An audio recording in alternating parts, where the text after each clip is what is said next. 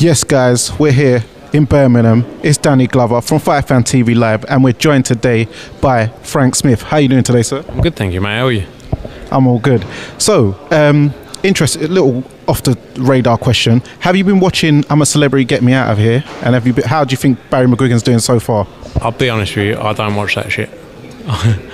I'm sure Barry's doing very well, but I don't watch reality TV programs, sadly. Is that a reality? No, it's more like a competition, isn't it? It's half and half, reality. Yeah. Okay.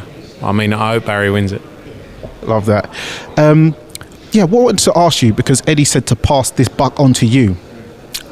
What's been happening with the tournament in Japan? Because we're still waiting for the next round of the series. Yeah, I mean, unfortunately, there's been a legal issue there. That's something that's ongoing.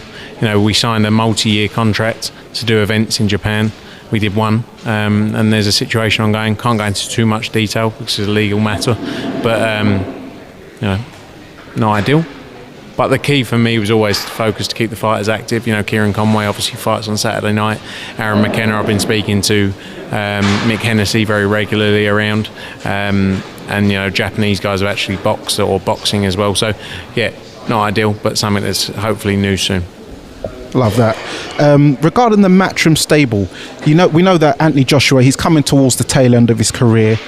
How are you going to build the next pay-per-view star, and who do you think it's going to be? Who do you see in your future? Look, I always say this with, you know, we've got so many great fighters signed to us, but I always say with boxing, it's such a difficult thing to look at. You know, when we signed Tony Bellew and he had his first fight at the Echo Arena and sold 1,000 tickets, did I think he'd go on to have his last 3 fights as headlines on pay-per-view and go on to become a Hollywood actor? No, I didn't.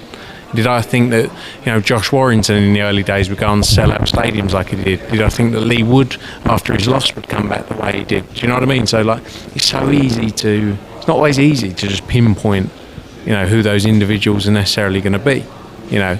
But I think we've got some great fighters coming through. We've got some great fighters we're focused on building. And I think I'm excited about what the future holds.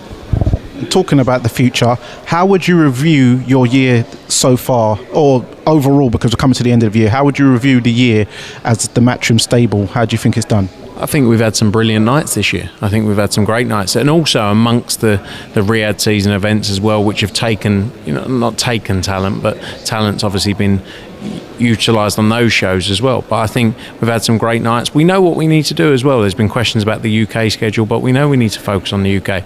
When you see nights like this on Saturday with Galal Yafai and Sonny Edwards, 2 great fighters coming together, and it shows with the ticket sales, a proper night and a proper fight, and that's what we're going to see on Saturday. So I think it's been a good year. I think there can always be improvements, but I think when you look at our global schedule and what we've delivered over the last year, it's been great. Yeah, so as you was talking about people talking about the UK schedule, because I remember you mentioning to October Red about there's going to be 15, or Basic Kid about 16 fights for next year. Is that due to, you know, other promoters like GBM Sports and obviously Frank Warren coming over? Are they going to fill up the rest of the other weeks of the year? Look, we'll do probably 16 shows in the UK, we'll do 10 shows in the US, we'll do 6 shows in Mexico, then we have our international stuff as well. We look to do around 35 shows a year, you know, and it's a lot of events. You know, that's close to, you know, 35 events, close to 300 odd fights a year on shows. It's a lot of work that goes into it, but you know, we're always looking to build and grow, and we'll see how things play out. No, I'm really glad you cleared that up, because you know subscribers, the first thing they're going to do, oh, you're nicking my money. So I'm glad you cleared that one up. I think the Zone have got 175 fight nights or something. You know, insane. It's the place to be for boxing. Love that. So then going to the main event, how do you see this fight going? What do you think are the keys to victory for both between Sonny Edwards and Galal Yafai? I'll be honest with you, I've never been a tactician. You know, I'm not the man who sits here and tells you about the boxing ability of fighters. That's the big man's job over there, and their trainers as well. But I think both guys have got a huge amount of respect because they've been in the ring with each other so many times, you know, in the amateur, in sparring. You know, they know what they both bring. And I think we're in for a treat. And I think it's a fight that we could see multiple times. A fighter who I really like on the card, I've watched both of his fights. I was at his last fight, Hamza Udin. What do you think of him, and how far do you think he's going to go, and what impresses you about him? Very far. I think you see this. You see the hand speed on him. You see he's got punch power as well, which you don't always see in those weight divisions. And I'm excited about what he brings. Huge ticket seller as well. And I'm excited about the journey with him. Back out here, we've got so many great fighters on the card. Aaron Bowen as well, back out after 15 months out of the ring. Huge ticket sales for him as well. So so much young talent coming through, and so much to look forward to. Taylor Bevan, who we just signed. Taylor Bevan, Aaron Bowen's a great fight in the future that was spoken about yesterday. So yeah, excited.